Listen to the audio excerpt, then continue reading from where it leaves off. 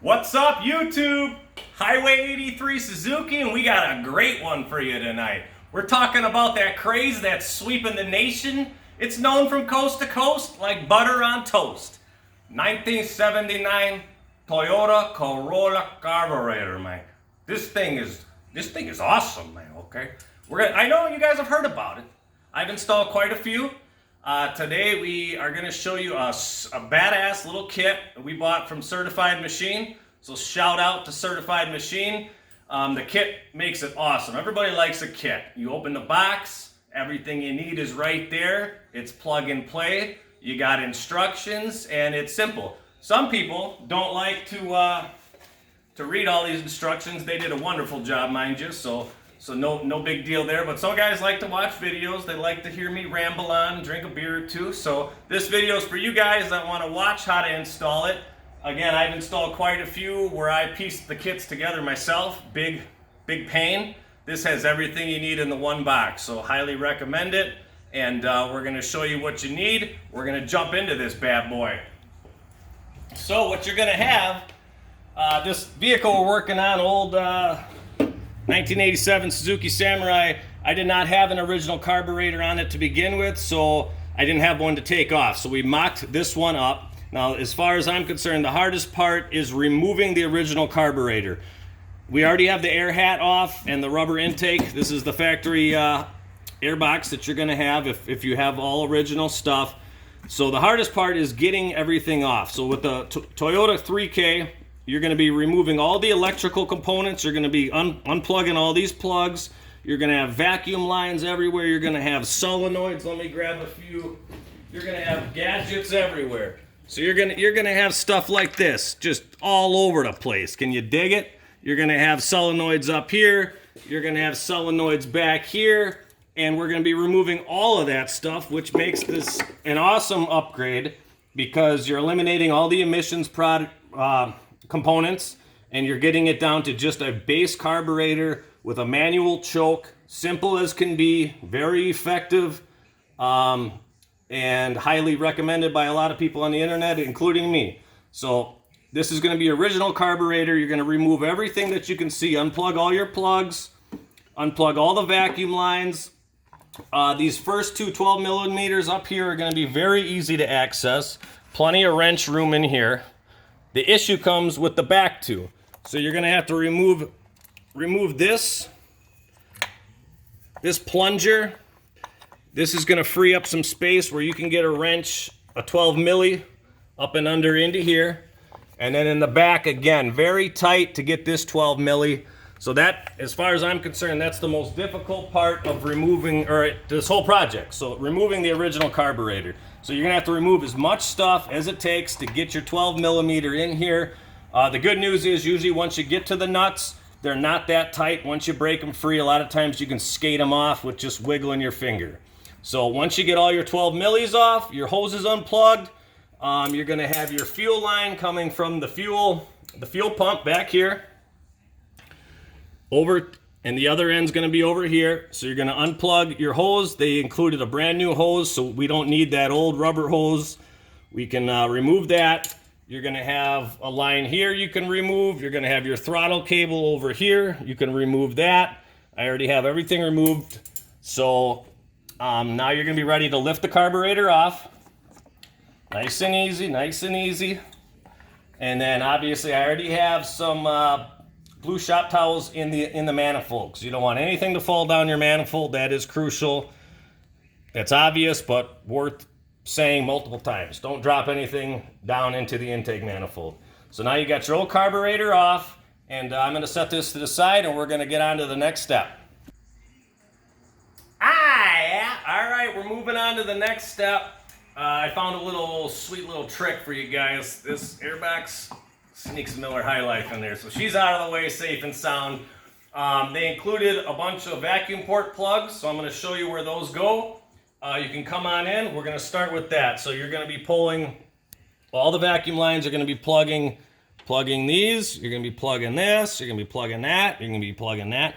You're going to be leaving your PCV valve. You want to reinstall all of this stuff. So that stays. These, I believe they say you can just leave open, but I like to plug them as well. So I plug these, this, and this. Your thermal sensor, this is only for the stock carb, so you just leave this in as a plug. A lot of these wires for the video I have cleaned up and just kind of tucked away with some electrical tape to get them out of the way. You can cut them off if you want. I personally kind of like to leave things on there in case you change your mind or you want to sell it and you want to have your stock carb back. So it's your call, whatever you want to do. For right now, I'm just tucking them away so they're out of the way. Back here, you got your charcoal canister, which we made a video about. So you want to leave the vent that's from the gas tank into the charcoal canister plugged in so your gas tank can still vent through the canister. This one you can leave unplugged. Otherwise, if you are going underwater or something and you want to raise this, you can put a hose up higher and get it out of the way, or a filter on it. I'm just going to leave that as is for right now.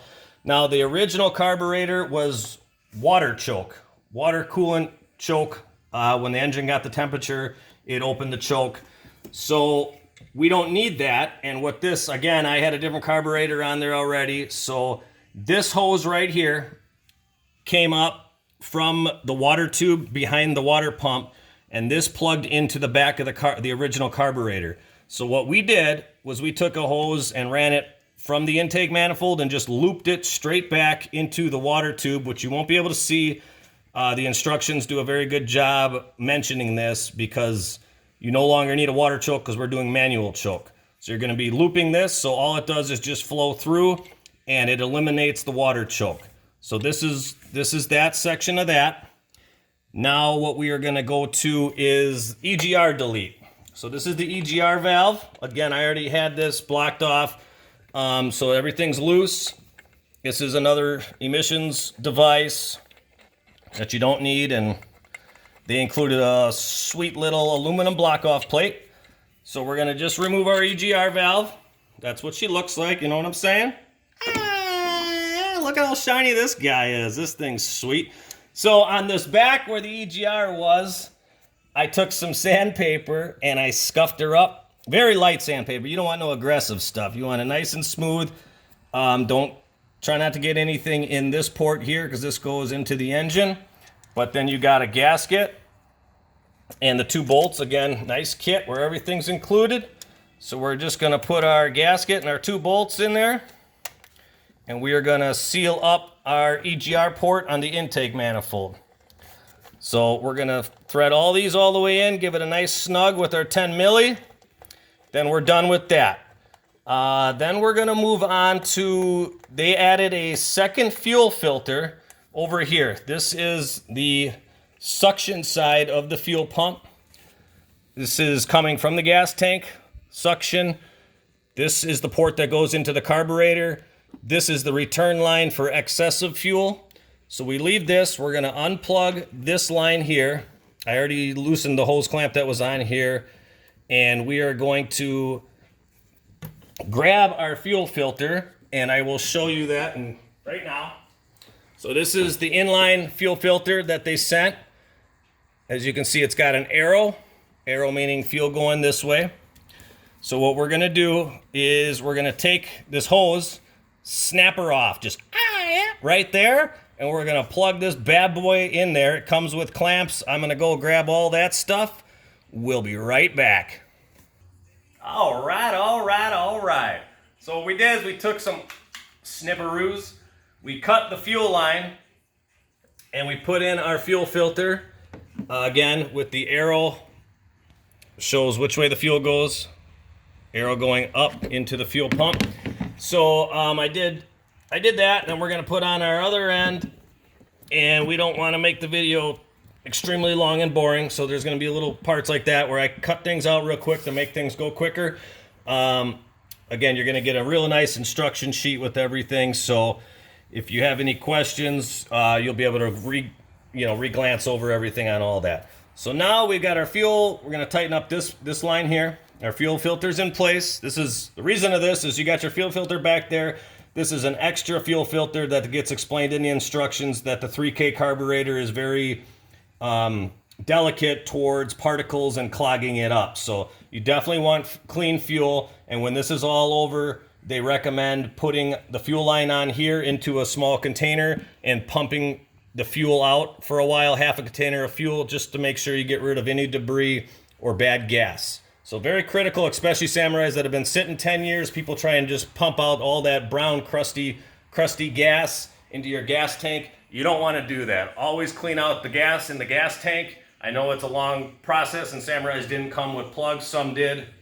If you got lucky, you got that drain plug, you pull that thing, all the stinky gas comes out. I always drain the gas, or at least crank it over, pump it all out, put new gas in, and flush out the old gas. You do not want to put dirty, crappy gas through a carburetor. It's bad, you know what I'm saying? It's not good, not good. So that's what they recommend, pumping out the old fuel. Second fuel filter helps. Now, we're gonna pull out our rags on our intake manifold, and this we scuffed up with a scouring pad or very, very light sandpaper again. Don't get anything in there. If you get anything in here, take a small vacuum cleaner and get everything out. You don't wanna have stuff going into your engine. That's a big no-no. So now what we got, big help in the kit. You got a gasket, spacer block with the cutout, gasket with the cutout. Come on, you can't ask for no more certified machine hooking you up. So now we're gonna, whoop, we lost one gasket already. We're gonna put our first gasket down, thermal spacer in there, third spacer, check it out, check it out, check it out. So now you got all your gaskets in. We're gonna go grab that carb. We got our carb. Carb comes with a piece of tape on the bottom. Make sure you remove that. Make sure there's nothing, no imperfections. Should be good to go. They do a very good job. Now you're gonna want this cutout right here to match up with that cutout there. Easy way to remember that is fuel linkage towards the front of the vehicle. So we're gonna set our carburetor on top. Bada bing, bada boom.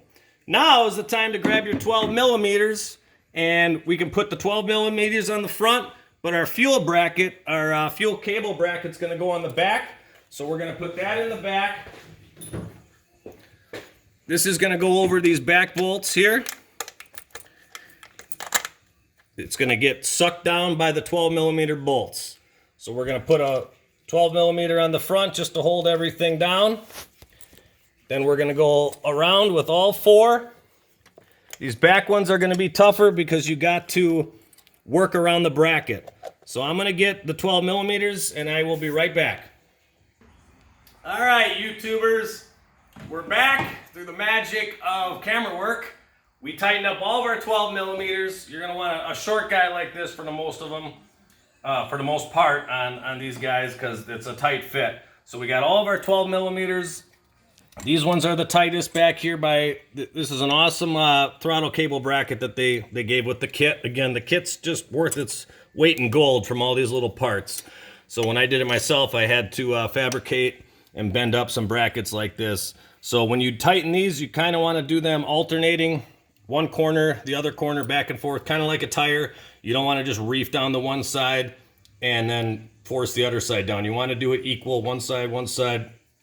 Get them all equal, and it's a tight fit, especially these back two, but no problem. I like to leave this cap on until the very end. You don't want to drop nothing down there. You know what I'm saying. You don't want to drop nothing down a carburetor, especially when you're drinking a beer or two. Things happen. Don't let it happen to you. Now we're talking throttle cables. So when I used to install these 3Ks, check out the barrel on the end of your throttle cable. See the diameter on that puppy? She's thick. She thick. See that? She thin. Don't fit. See that? I used to drill this sucker out very carefully. It's hard. It's a hard thing to do, but I did it. But what they included was this nifty little thing that I'm going to show you right now. So when you get your throttle cable, you're going to use the existing throttle cable you have. So you're going to unscrew the nut and the rubber plug, so you're just down to the wire. You're gonna slip your wire through the bracket. Now you're gonna slip her down and in there. Now, since the barrel doesn't fit in there, what they do, the instructions show this again very nicely. You're gonna wrap it around the way I did, and you got this bolt. You're gonna put this bolt through there. Check it out. Now that bolt, the barrel wraps around there, over the bolt, then you have a nut on the back side. You put that on there. This has a nylon lock nut, so we're going to tighten that up. But right now that's holding. See that? So you don't got to drill that out. It's a real sweet little trick they got in the kit. So I'm pretty impressed by that little nifty little thing. I always like learning stuff. So now what you want to do, you want to set the tension on your throttle cable. So check it out. See this? This is limp.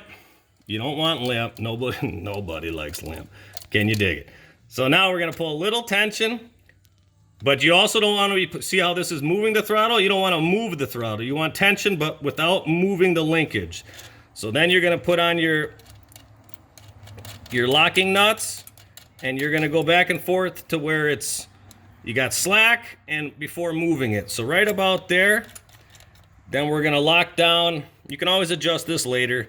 So if your idle's too high because this is tugging on it, you'll know that. And if it's too much slack, you can adjust it again. So we're going to tighten these two down, put our rubber cap on. We're going to tighten our nut and bolt that they got here, and that's our linkage. Now we're going to jump into showing the fuel nipple. There's that nut and bolt again. I like that. I like that a lot. That's pretty clever. So now we're going to jump into the fuel setup. This is the nipple that comes with the kit. I already installed it, very easy. It just threads into here and twist this guy. I used a 3/4 inch wrench. There's a little rubber O-ring. So you don't got to reefer down, just enough. And it comes with a new fuel hose, short little yellow guy. I already got our clamps on there. You're going to put one end on the fuel pump. Whoop, up and over. Stick it in the nipple. Stick it in the nipple. Then we're going to take our clamps, put them over. Now we're going to move on to our vacuum advance line. Now this is the only vacuum line you need. So you're going to have your vacuum advance. This is the distributor, vacuum advance of the distributor. So you got your line here, and then there's going to be this outlet right here on the carburetor. This is going to have a plug on it from the factory out of the box, from Certified. So we're going to put our hose on one end there, and our hose on the vacuum advance. So that's all you need there. You're hooked up there. We're going to put our clamps up and over to hold our fuel lines. It's low pressure, so you don't need much of a clamp on these guys. Now you got your... Again, pause for a second.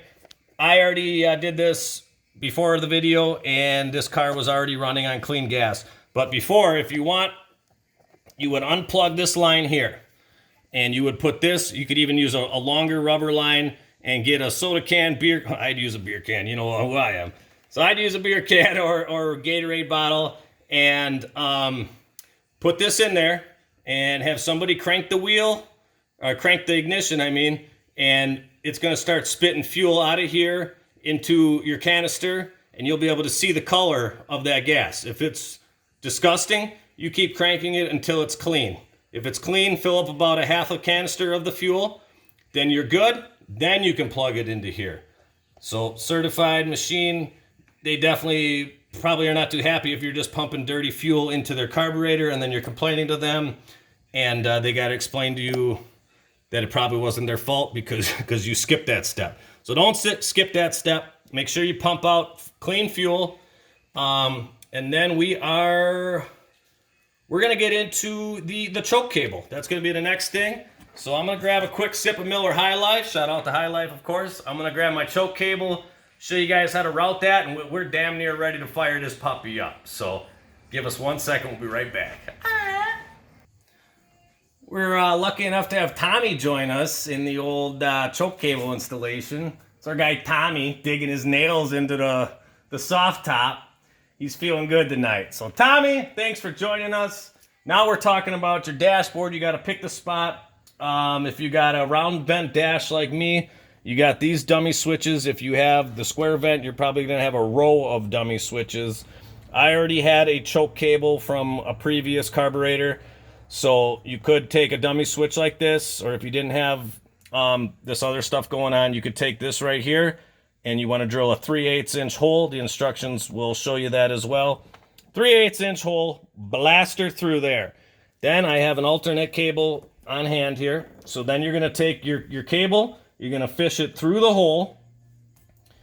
And then once you get that fish through, then you're gonna have your nut and bolt on the back side of the cable.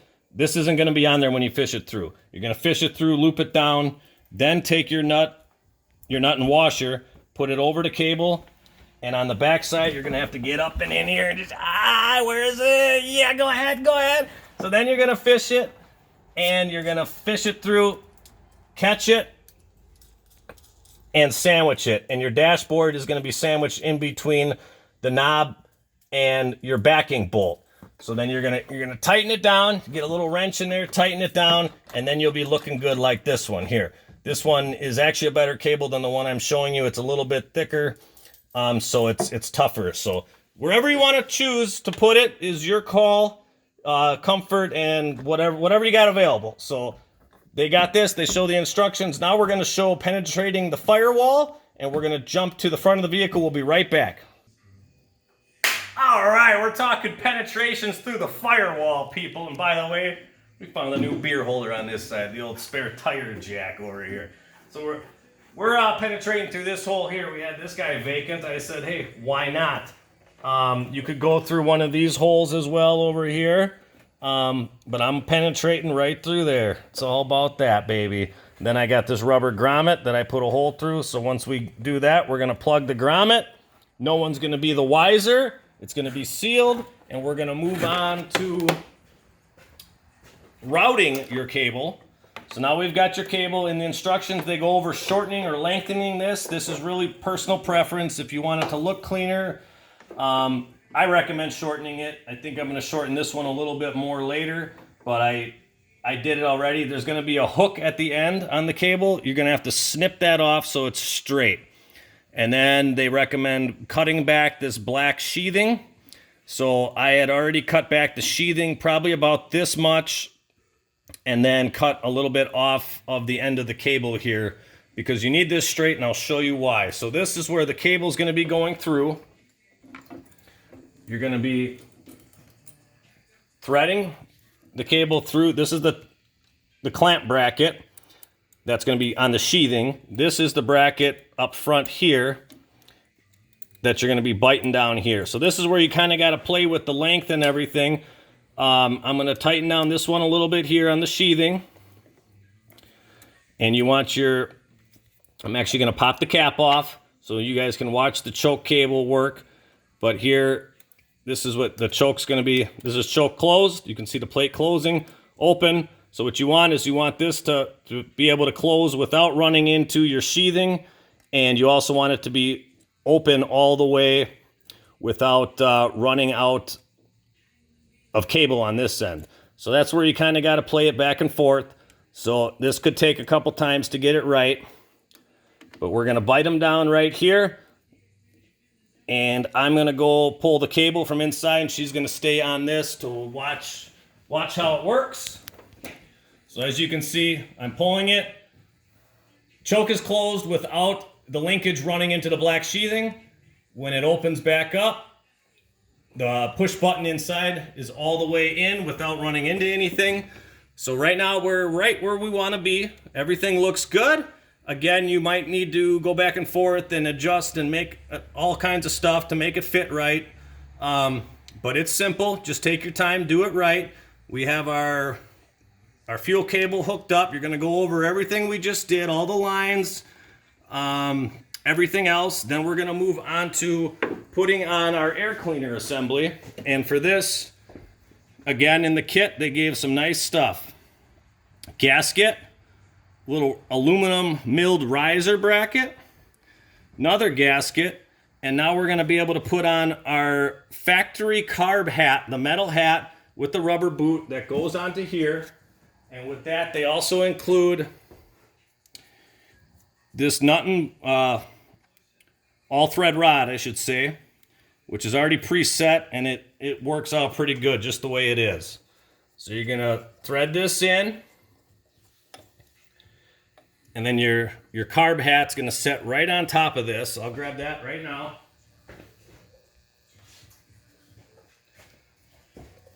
So your carb hat's gonna set right on top of that. You get your rubber boot onto your air cleaner.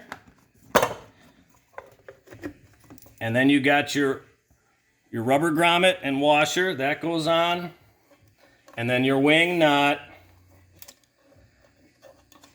Yeah. So now you're gonna wing nut it down, and you basically got your existing system set up. Then your PCV system, this hose to here. This is, again, if you have all original stuff. I like original stuff. Some guys got all kinds of crazy air cleaner stuff. That's cool too, but this is the original stuff. So you're gonna hook up your PCV hose back to your air box. You're gonna tighten everything down, and you're gonna double check everything again. I always tighten all your nuts, your 12 millis again, tighten your EGR plate, all your fuel lines, look everything over. We disconnected the battery before we started, so we're gonna reconnect the battery, and we're gonna go on to the next step. I'm gonna grab a sip of beer, and we're almost done, guys. We'll be right back.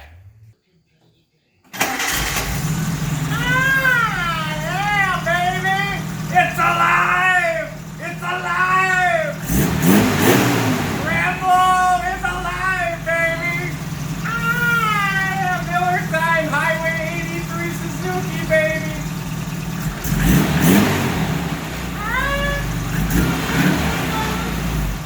Alright, from at this point, since you didn't have any gas in the carburetor for a little bit through the lines, it's going to crank over for a little bit.